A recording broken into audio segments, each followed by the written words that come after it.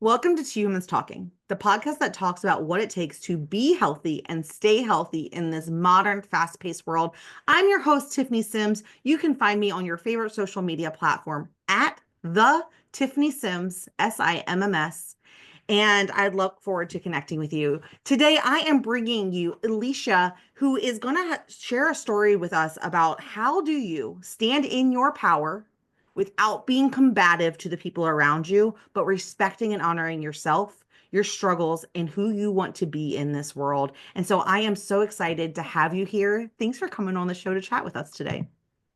Thank you so much for having me. I am super excited. Yeah. To kick things off, before we get into the like pulling the curtain back and going into the real ish, like I would love for you to share with us what makes your soul sparkle and like makes you uniquely you, A lot. No. as Um, it should be. right. What really makes my soul sparkle is seeing other women empowered. And I am a lifelong martial artist. I grew up in a male dominated field. I spent most of my time with men. And I really had that sparkle kind of dulled for a long time. And then as I grew older and got some good therapy and started my own women empowerment business, I really started to become who I always wanted to be, even as a young girl. And my goal is to empower 1 million women to learn self defense as a martial artist. And I think that's really what makes me sparkle and shine is the fact that, like, everything has come full circle. I spent my whole childhood trying to teach martial arts all the way into early adolescence. And now I get to empower women through martial arts and self defense. And that's my shine. That is what makes me unique. I love that. And isn't it always true? Like it's so cliche, but it's only cliche because it's true over and over and over again. The things that we live through end up being the way we serve the world. Yeah. Oh, absolutely. Like, be that weird person that you were at 13. You're going to be real happy.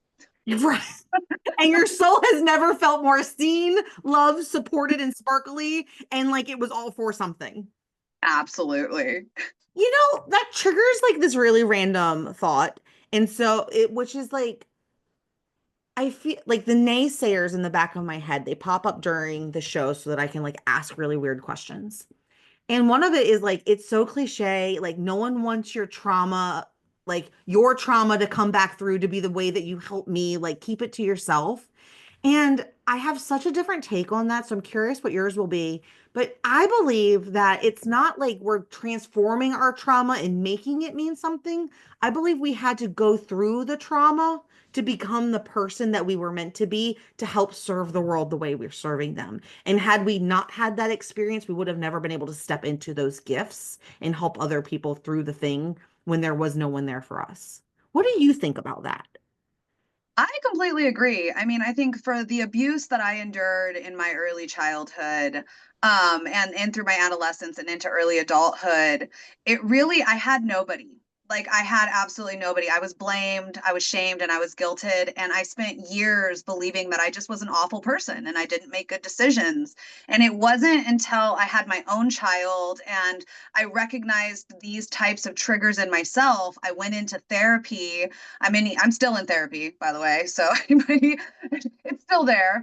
That I really started to realize that I could turn my pain into purpose and I could use my story because now I was strong enough to tell it so that other women didn't feel alone. Like, I was groomed by my martial arts instructor from 13 to 16. He was in his early 20s. He took my virginity at 16. He blamed me. And not just him, but all of the adults in my life told me that it was my fault. I was a black belt and I should have known better.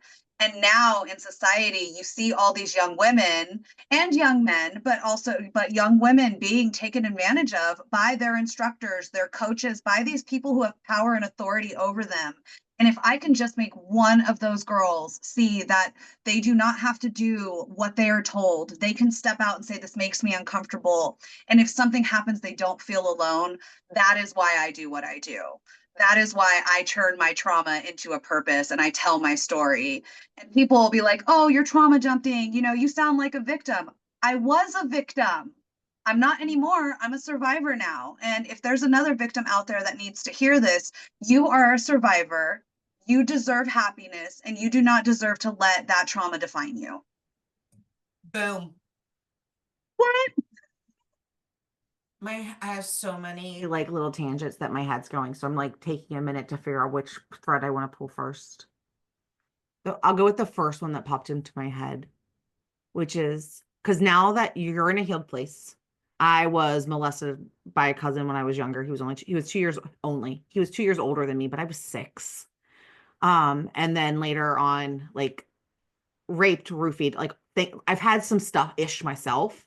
Um, and I remember when my dad passed away, my cousin who did the things that he did to me had asked to carry the casket, and I had like a really visceral reaction, and my mom was like, what is going on? And I was like, I think I have to tell you something, and I don't know how it's going to make you feel, and I just need you to take a deep breath for a second. And I shared with her what happened, and she looked at me and was like, I'm really sorry that happened to you, but Yeah. and I remember feeling so betrayed in that moment of like not the response that actually he had asked. I had actually, that was not quite accurate. He had asked, I had feelings, I let him go. Years later, he had come by to ask my mom if he could take his kids sledding. And I was just like, I need to tell you that he is not my cup of tea. I don't want to be associated with him. And here's why. And I think I was expecting my mom to be the mom she would have been when I was little. And she didn't respond the way I wanted her to. And for me now, looking back, the question is, do you think that people say those things because they don't actually know how to process the gravity of what you just shared with them? Yes. And I also think that the generation ahead of us, our moms, they went through something similar, and they did not have a community of women like we do that are sitting here having these conversations like you and I are. And the other thing I'll say is that when you have trauma, you don't remember it, you relive it. And when you relive it at the age that you were at. So if this happened at 6 years old, you were talking to your mother as a 6 year old, and you just wanted that validation that what happened to you was wrong and that shouldn't have been there and that he should be punished, or at least it should be acknowledged. And because she probably had her own issues, she didn't know, because her generation, my own mother was like, that happened to me all the time. Get over it. Kid, shit happens. Yeah, get over it. You're an adult now. Figure it out. And the reality is we as women, we don't know how to figure it out until we do something like therapy, where we have somebody trauma informed that can help us. Yeah, 100%. And I just wanted to share that side, like those thoughts that I have now, healed, processed, at peace. Because the truth for me in my situation, which is different than yours, is that for an 8-year-old to do what they did to me, someone had to have showed them. Mhm. An 8-year-old doesn't know those things. Yep. Still don't want this person in my life. Like, give me the heebie-jeebies. Like, no, thank you. But that like giving, and then also learning to give my mom the space and recognizing that she was a human who just heard something really traumatic about her 6 year from 6 to like 12 that she was oblivious to, like being able to hold space for her to process what that probably felt like as a mother in that moment. There's no way if roles had been reserved that my whole body wouldn't have shut off and like Yeah. straightened up, you know? Um, I don't know why I feel so passionately about that in this moment, about holding space for our loved ones to process when we share something really big with them. Empathy, and it's understanding that, there was a different time where women weren't even allowed to talk like this and have these open conversations.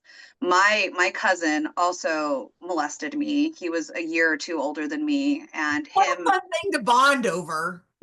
him and his sister, who was like 4 years older than me, held me down and were trying to like pull off my underwear so that he could rape me when I think I was 7 or 8. I was around that age. And my older brother came in and like grabbed my girl cousin by her hair and threw her off of me, and I just beat the hell out of my cousin because they were holding me down. And I didn't tell my mom until I was an adult, and my mom was like, "Well, nothing actually happened." But like, it was terrifying and it traumatized me. And I now recognize that, you know, my mom had her own abuses that she never has understood. And I think what I like to tell my students and I like to tell my clients is it is okay to give something context. It's not okay to make it an excuse. Right. So we can give our parents the empathy and the context, but it still doesn't excuse the fact that as our mother, what we needed, we did not get. And we had to And get it for ourselves. their reactions don't take away what you're actually going through either. It doesn't Yeah. diminish them. It doesn't make them smaller or insignificant. Like they really are like, Yeah. I mean, they probably, I know my mom had no idea what to say. Like, she did not. She was like, wait, what? What? And then, you know, as a mother myself, I have a 6-year-old. Like, I have to now think of like, how do I keep him safe? And what if I can't? What if there's something like and how do my I do son? that without like Yeah, isolating them and causing a different set of traumas because like we didn't experience life. absolutely. Knowledge is your power. That's what I say. Like, learn all of the policies, understand. Like, my son is in Cub Scouts. And, you know, I watch those Boy Scout Netflix documentaries. All right. So I'm the den leader. Like, I'm like, you're going to be in Cub Scouts because he wanted to do it really bad. His classmates are in it, but I'm going to be the den leader. So I know all of their policies. I know their procedures. I know what background checks they have to do. I know everything. And for me, it's almost a trauma response. It's like, there's going to be no adult around my child that I don't know. That I There's have going to not be no vetted adult. and What? like that I haven't vetted and like signed off on. There's going to be no coach texting my kid like without me on the group chat. My son is not going to have social media until he is an adult and he can get himself like because those are the ways that our kids are vulnerable. You know, social media, if you wouldn't take your child to a mall and put like, "Hey, come talk to me" on their chest and just leave them in there for any adult to go talk to, social media is that's what you're doing. You're saying, "Hey, I'm old enough for you to talk to if you want to." And that's scary. It's a scary time. I Total really tangent, sorry. Oh, so funny you said that. So before we hit record and had this conversation, we were both talking about how we're ADHDers. We get distracted easily. Like we'll go down rabbit holes, and I was like, I will be right there with you. So as you said that in my head, I was also thinking, I'm really like, I know we just went someplace really dark and a little controversial because we talked about both sides of like being Mhm. the victim and then also being the person who didn't give us the response that we wanted. And I'm really, really grateful that we went down that dark rabbit hole for a minute because I know there is a woman listening to this who just needed to be a part of that conversation. Yeah, She just needed that to just needed to hear hear it. the different sides of that story for her to process something that she is working through. And so, like, if you haven't experienced that, thanks for still being here. And if you have experienced something like that, like I'm really, really, I see you for sticking around through that hardness and that uncomfortable dialogue. And like, I'm holding space for you to figure that out in your way for whatever serves you. And so, yeah. Now, fast forward to now, like we all have stuff, we all have ish. How do you, when you're setting boundaries, a lot of our boundaries are set out of response to like, I did not like that, that won't happen again.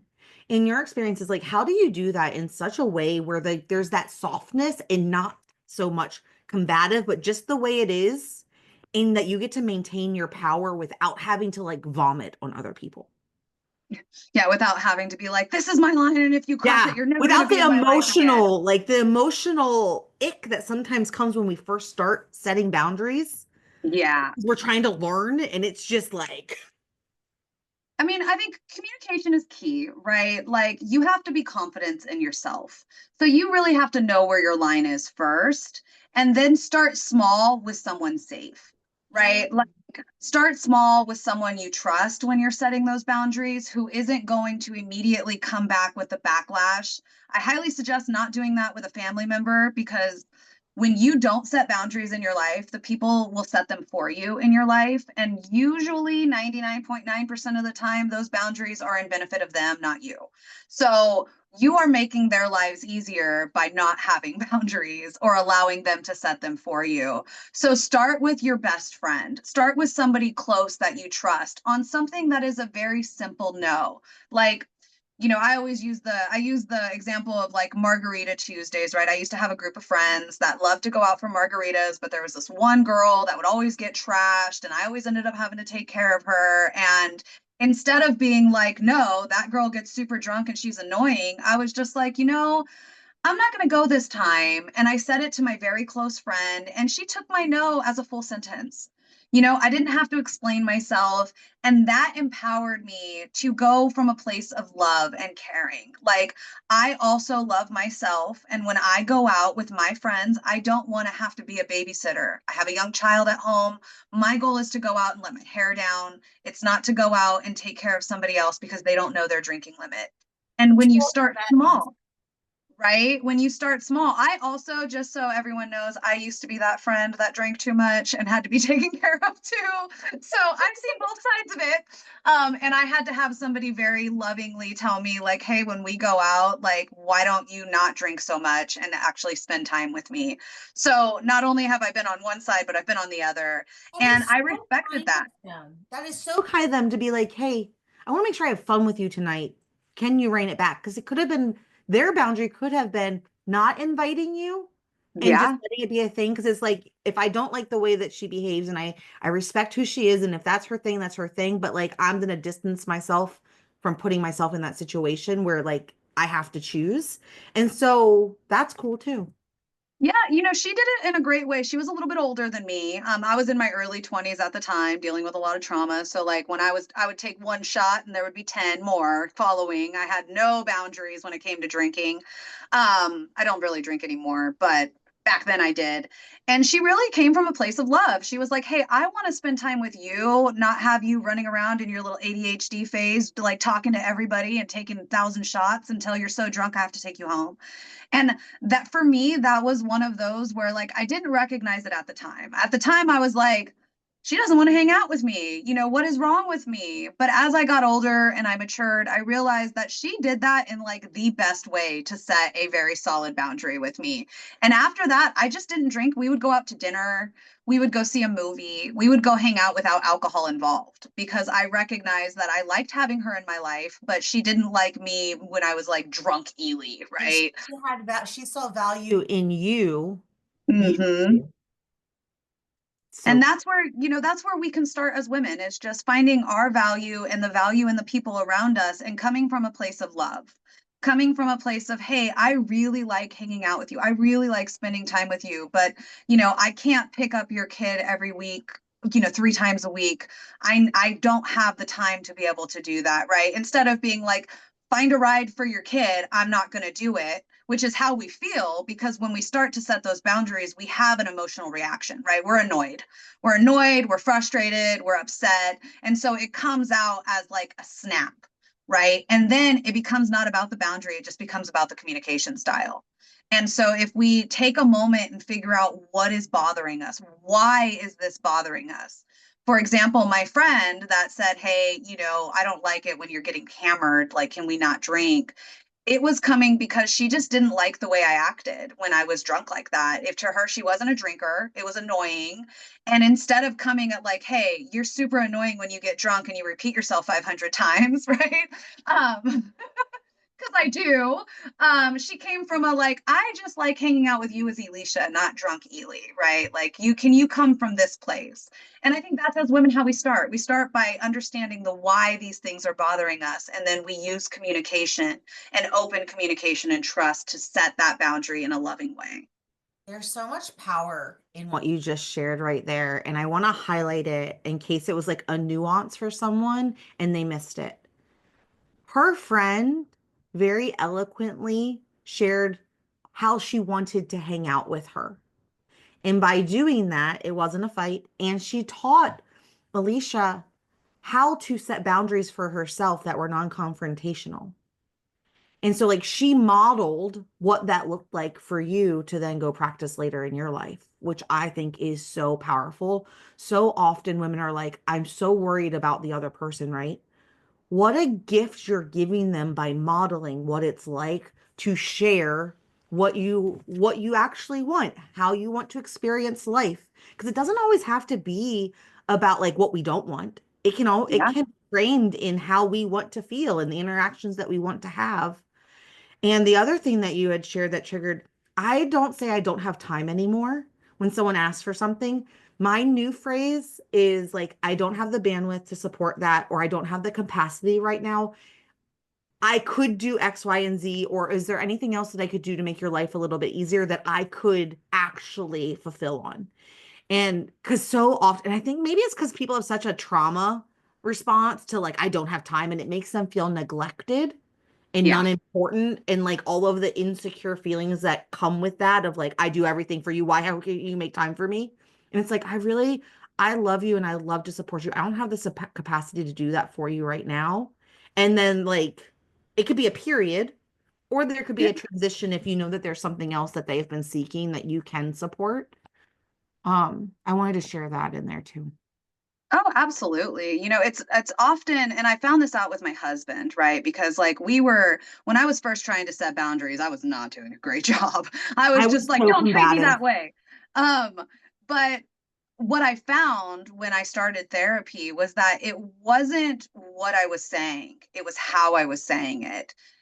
By changing, like you just said, by changing I don't have time for that. Basically, you're saying, that's not important to me. I don't care.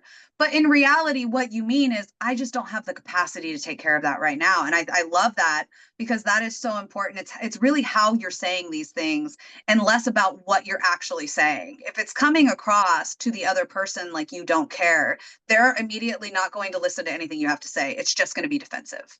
And then if you try to explain yourself, then it's just coming off as like you're just trying to protect yourself. You're just making excuses, like all of that Yeah. stuff. And it's so fun.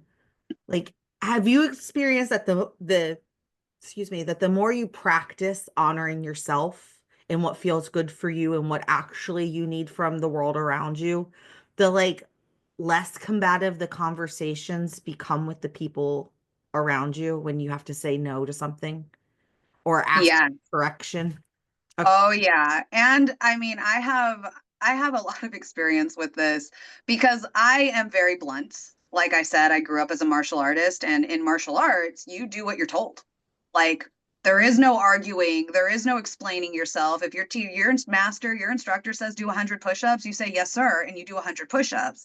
So when I transitioned into like a normal regular job working at like a copy center, I had to learn that like I could not speak to regular people that way. I was very hated a lot when it came to that. And, I lost my train of thought just now. So I'm going to let you circle us back. I was I going don't know what somewhere plane with was that. landing. I don't know what plane we were landing, so Um, yeah, I lost it. it's okay. Yeah, no. When I think about like how I express where my lines in the sand are now, I think it's so beautiful the way I receive that back from the people closest to me. And it took a lot of practice, but I love nothing more to get a text from a friend that says, "Hey, are do you have the bandwidth? Do you have the emotional capacity? Do you have a minute to chat about something that's heavy?"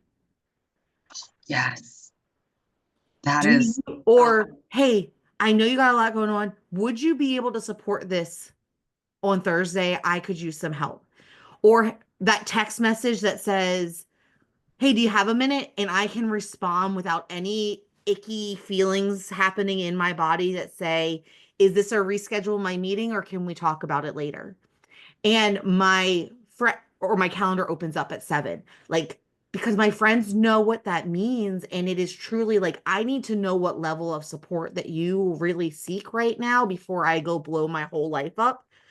yeah. And if I have the capacity to do that, and it allows for such beautiful honest conversation, because sometimes it's like I'm not okay. Things are falling apart. Like, I could use that reschedule. Like, could you reschedule your next call? I just need you. And you're like, and that is like the bat signal, and no one uses that by accident. Like, there has never been a time that someone raised that flag that was like a BS issue.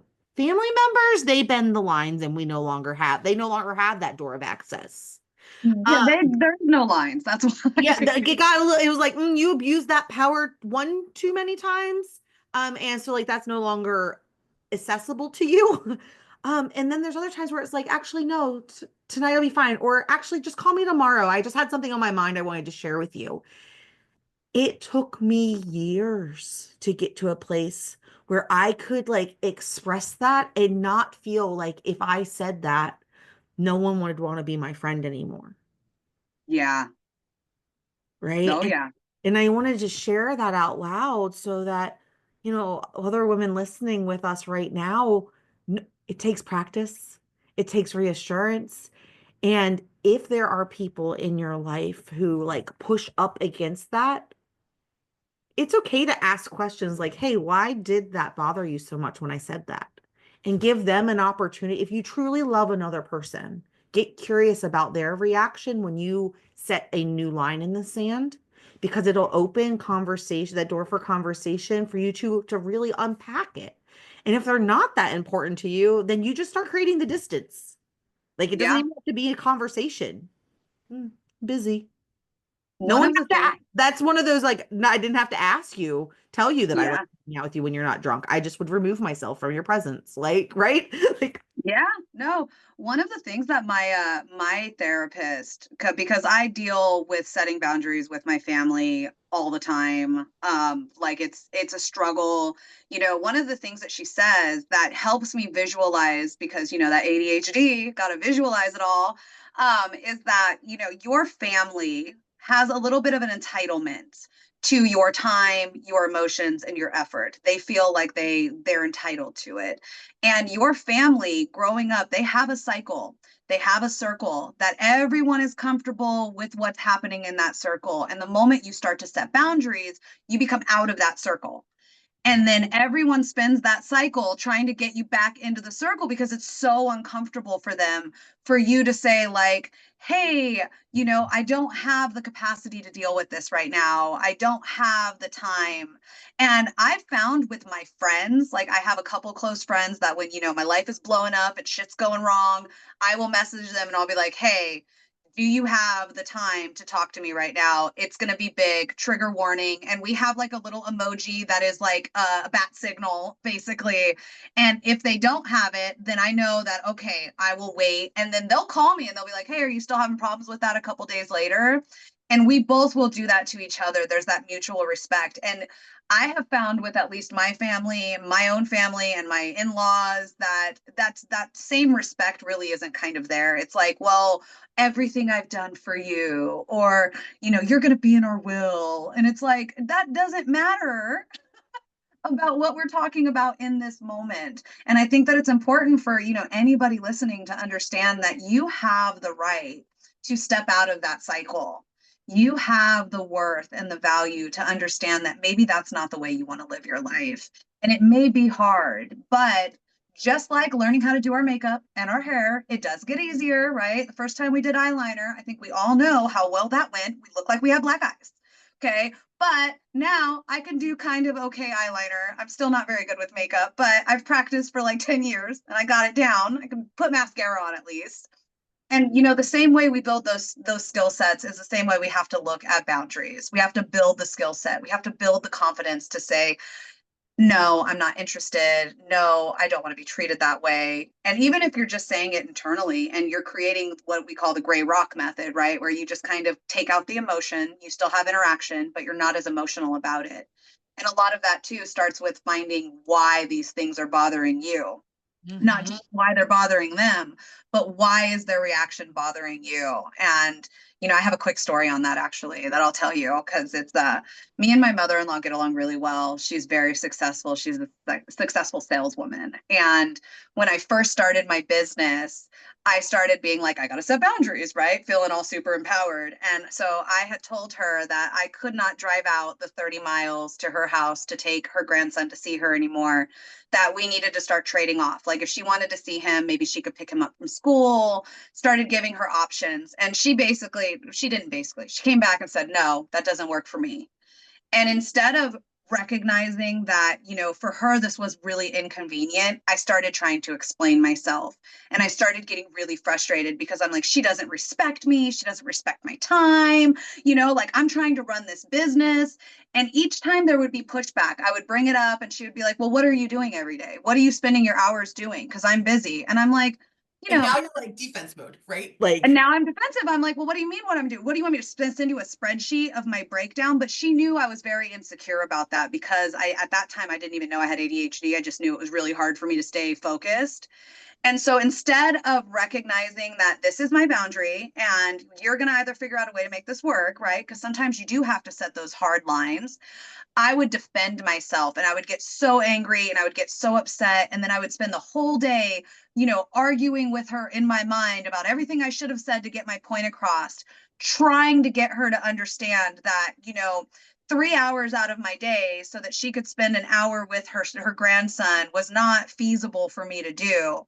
And finally, after I recognized that this wasn't just a respect issue, this was a boundary issue, right? She had set the boundary for me that I was going to bring her grandson to her once a week. So I told her, I have no problem with you seeing my son once a week. You're more than welcome to drive out here anytime you want. It is not feasible for me to come out to you. I have things I have to get done. So these are your options. And when I set that boundary, then it was like now I had the confidence and understanding in myself of why I was setting this boundary. It wasn't because I needed her approval, which is what I felt in the beginning. So I was so defensive. It was because in order for me to succeed in my business, I needed to stop wasting time and start being productive. And I live in Southern California, so 30 miles is an hour and a half drive. Just so for anybody who's like listening, it's not like a 30-minute drive. So you're thinking hour and a half there, hour, hour and a half back. And now she actually goes back and forth with me. She'll come pick him up or she'll drop him off or I'll take him out there because I work at a gym out there. And now it's a communication. But in the beginning, I was like, hard line, you're going to listen to me, you're going to do what I say. And I had to backtrack that. And I had to come from a place of love. Like, I want you to see your grandson. I want you to have this relationship with him, but I need you to meet me halfway on this. And kind of where my point of this story was I had to get out of the defensive mode, had to recognize what her feelings were and what my feelings were, and kind of find that middle ground that worked for both of us. yes. And understanding that other people get to have boundaries too, and they don't have to impact or change where your lines in the sand are. Like we each have our own lines, and that they're entitled to feel the way they feel and know where their line is. You're entitled to feel the way you feel, know where your line is. They don't have, like, we so often want to make other people see things our way, and we completely neglect them, right? Yeah. Because we're making it all about us. But there's something so magical that happens when you start to get around people, everyone who takes responsibility for their own boundaries. There's no more of that like weird emotional negative energy pool, like cesspool of energy. People just ebb and flow and they come and they go and we have conversations. And when someone can't do something, like it's like cool, like on to like there that energy exchange is so different. Oh, it is. It is amazing when you have people that are like very respectful, they're willing to openly communicate with you in a respectful and nice way versus somebody who is going to be negative and, just question every aspect. Like it's a complete change in not just the way you view yourself, but the way you view those relationships. Absolutely. Yeah. I think that's probably one of my biggest like ahas as I have gone from the doormat to pendulum swing where it was just like my way or the highway, you will not walk all over me again, to like finding this like middle ground of that ebb and flow is just how non-confrontational, and how when someone says no to me because their values or boundaries are different than mine, how it's not a fight. No, nope. Like there's not cool. And Yeah, because you go you on have with the your shit. confidence. You go on with your shit because you Yeah. recognize that they're doing that for themselves. Like, the reason I was sharing that, or like trying, I was like, Tiff, where were you going with that? Is that Nope, I lost it again. It has popped up 3 different times during our conversation. Where was I going? Oh, it takes some, you have to, if you're new, we start like when we're new at boundaries, and I'm curious if you agree with this or if you have a different take on it. So if you disagree, please tell me that when we're new, it has to be all about us because we're practicing something we've never done before. And Yes. then like and so there's a lot more combative and a lot more of like trying to over explain ourselves because we're still learning how to take care of ourselves and what's care is for us. And then like we get to a stage where we no longer we recognize it's not our job to like be the police officer of our boundary, but it's our job to like hold the boundary unspokenly almost. Like I've expressed it and it's my job now to hold it. And then there like comes this time where all of a sudden you've practiced that enough and it's so natural that now you have the capacity to hold space for other people's interactions with your boundary and like just hold space for them, not in a way that impacts you or that you have to fix them or just like I can understand why that's probably really hard for you. Yeah. That goes to confidence, right? The more you practice something, you get confidence. And I think that once you start the small boundaries, and then, you kind of go real far the other way, and then you start to bring it And back all of a sudden because you're you like, I realize, don't know that I like this version of myself either. This is yeah, miserable. you start to realize which boundaries you can be flexible. Like, and that comes with confidence. And I can give you a great example of this, and this is great for the listeners too, right? Is I have severe allergies. Like, I mean, I've gone into anaphylactic shock twice over being around a cat, type of severe allergies. And my mother-in-law's sister, knowing that I have this allergy, got a cat. Now, my son spent a lot of time at her house. I couldn't be around my son when he would go to her house because of this cat, right? My boundary that I had expressed well before she got this cat was that if you get a cat, my son can't go to your house and he can't be around anybody at your house because I could go into anaphylactic shock at any time. And I am not willing to risk that for myself.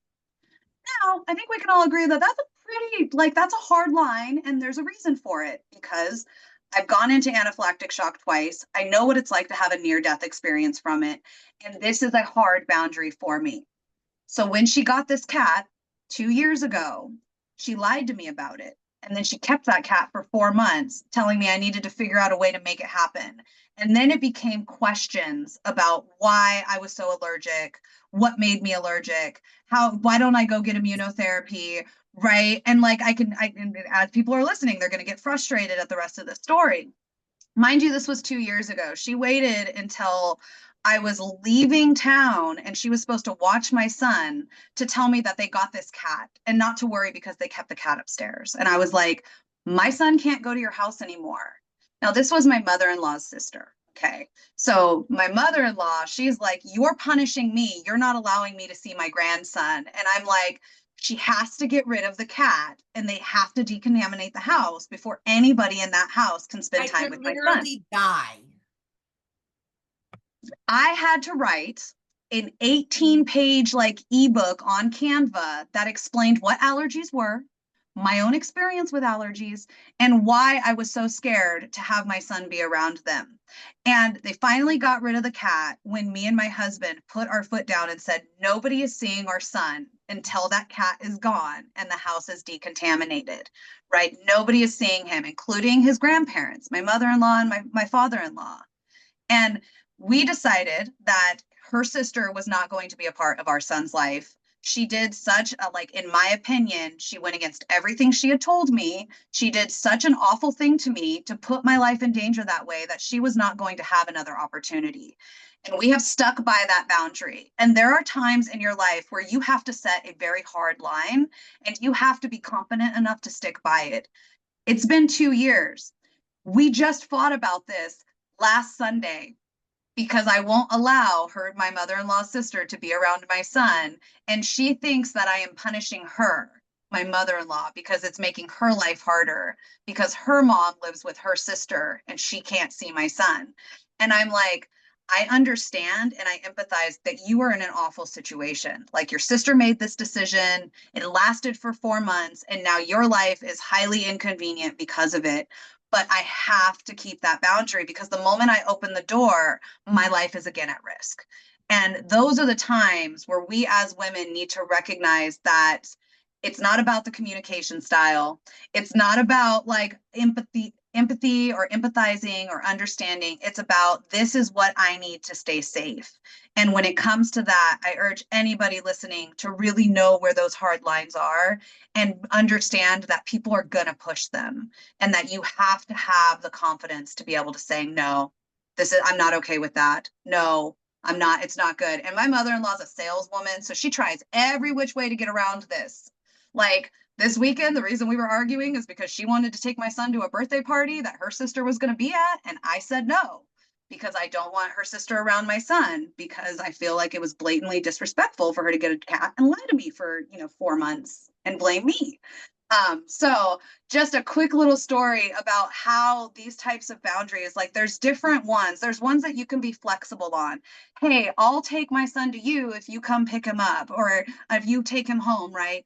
Those are flexible boundaries. But when it comes to your safety, like I have my allergy to cats, you have to be inflexible. And you have to have the confidence to say, absolutely not. This is not okay. This is my safety in mind. And I think it's a good understanding and a good lesson for all of us to kind of learn from that story that, you have the right to protect yourself and boundaries are the best way to do that. Oh, so, so good. How do people connect with you outside of the show? So you can find me on Instagram, on Facebook at Pretty Hands Hard Punches. I'm also on my website, prettyhandshardpunches.com. If you send me a DM, I can send you a note letting you know all of my services. Ah, can we just pause that? Pretty hand, hard punches. Pretty hands, Pretty hard hand, punches. hard punches. Like, what a badass name. Thank you.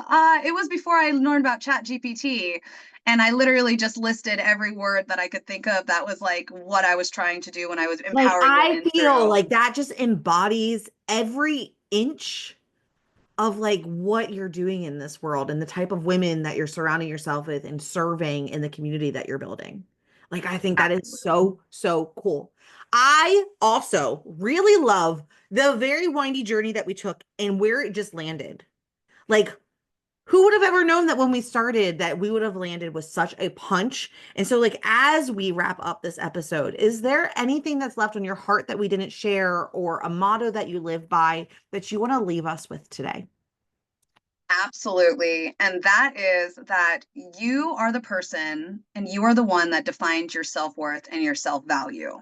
And the moment that you understand that, setting boundaries to protect yourself, your emotional state, your physical state, every aspect of your mental and emotional space is going to be a lot easier. Nobody else can define your value. You define it.